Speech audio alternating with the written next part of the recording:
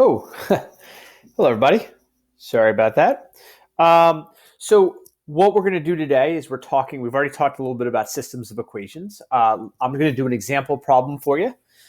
All right, so here is an example of a system of equation, and we're going to solve this by graphing. And remember, solving it means I'm finding the value for x and y that work in this equation, but also work in this equation. So, to do that, remember we have to graph. This one already says y equals, so it's perfect. It's already in slope-intercept form. Remember, it's already in that form y equals mx plus b, meaning the 2/3, positive 2/3 is the slope, -2 is the y-intercept. So I'm going to graph this by going to my y-intercept of -2, which is the point 0, -2. Okay, I know that my line goes through that. Now, where my line goes, I don't know yet, but I do know my line goes through that point because that's what it's solved for y. That's the y-intercept. 2/3 means I'm going to go up 2 over 3.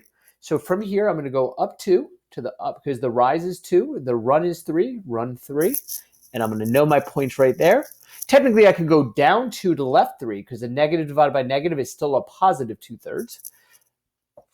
And thus, I have my line. Now, I know this is not a graph paper, but just bear with me. Pretend this was a graph paper. It's a line goes on forever in both directions. Certainly, anything on this line would satisfy that x and that y, would make this side equal to that side if I picked any point here, but it wouldn't necessarily work for this equation.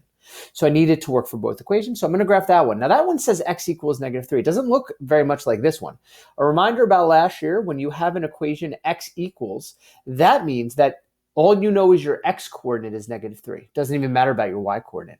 Now, when the x coordinate's -3, you could think of points at like -3, 2, -3, 0, -3, 9. There's a lot of points that have an x of -3. Now, if you go and graph those points, what you're going to find, it's a vertical line where every x is -3. So if I graph that, I'm going to have points that look like, I don't know. I don't have a piece of graph paper, but I go over to -3 and I start making my vertical line that goes straight down. This 0, -2 is for this one. Now, somewhere it is going to intersect at one point. That one point is the one x and y that work for this line, but also work for this line.